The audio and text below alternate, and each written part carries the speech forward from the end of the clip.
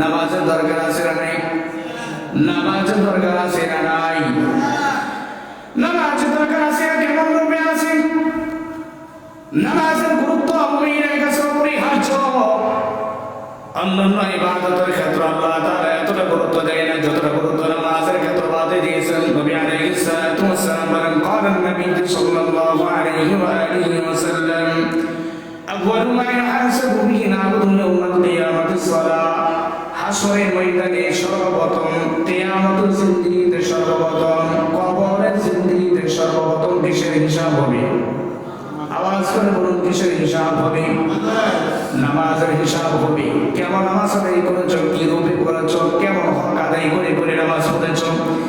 নবী হাদিস বর্ণনা করেন, হাশরের ময়দানে নামাজকে তিন ভাগে বিভক্ত করবেন।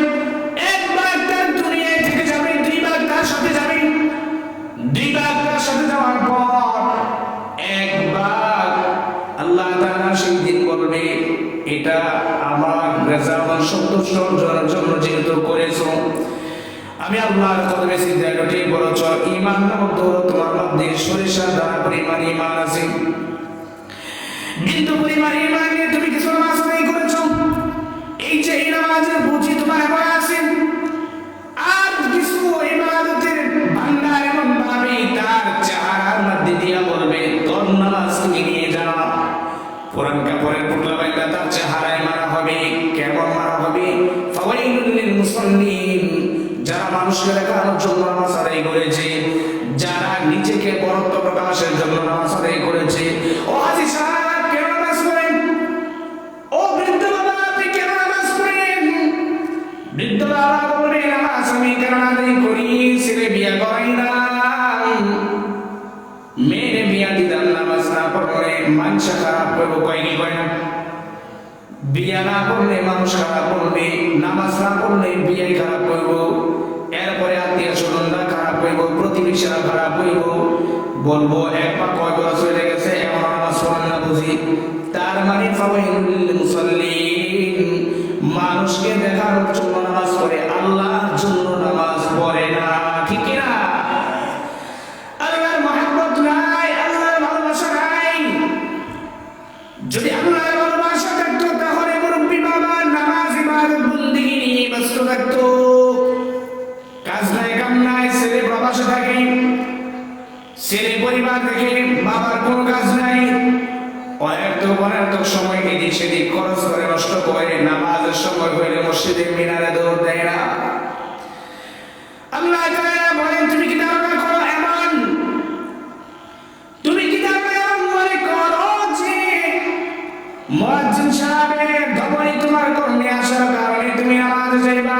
মুয়াজ্জিন সাহেব কাম নাই, সময় কমে নাই, আজান দিয়ে আগে একটু পরে দিতে পারবো না? একটু পরে দিতে পারবো না?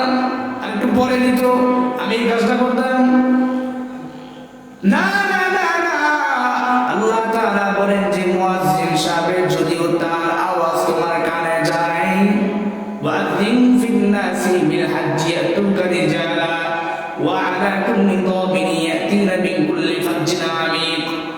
ইব্রাহিম আলাইহিস সালাতু ওয়াস সালাম কে আল্লাহ তাআলা বলেন, ও হাবিব, ও খলিল বন্ধু, আপনি আযান দেন পাহাড়ের চূড়ায়, ওই পাহাড়ের উপরে উঠে। ইব্রাহিম আলাইহিস সালাতু ওয়াস সালাম মরুভূমি প্রান্তর মানুষ না, আকাশ বাতাস শূন্য, কার জন্য আযান দেব? আল্লাহ তাআলা বলেন, আপনি আযান দেন। আমি আল্লাহ তাআলা এই আযানের ধ্বনিটাকে যারা দুনিয়াতে আসছে, যারা আসবে, যারা চলে যাচ্ছে, প্রত্যেকটা মানুষের কর্ণধারে আওয়াজের ধ্বনি আমি আল্লাহ তাআলা পৌঁছায় দিব। নামাজের বড় গুরুত্ব, নামাজের বড় দাম। ইয়্যাকা না'বুদু ওয়া ইয়্যাকা নাস্তাঈন। আয় আল্লাহ,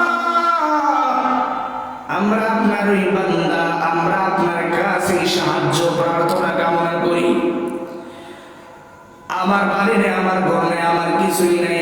এখন যদি আমি মরে যাই, আমি কি নিয়ে যাইব? আপনার কাছে যাব, আপনি আমার থাকবেন। এখন যদি মরে যায়, আমার কিছুই থাকবে না, আপনি থাকবেন। আসলাম, বসলাম, ওটা উঠে এখান থেকে বাড়িতে যাব তারও কোনো গ্যারান্টি নেই, আছে?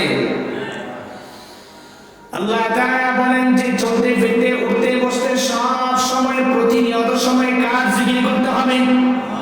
আওয়াজ করে বলুন, কার জিকির করতে হবে? কবি কুলসুম আল্লামা শেখ সাদী রহমাতুল্লাহ আলাইহি বলেন, টিকরে বাতিল তু হদাতে দিল সে রাব, জিকির মে কি জিকির মে দিলো যে সব, টিকরে বাতিল তু হদাতে দিল সে রাব, জিকির মে কি জিকির মে দিলো যে সব।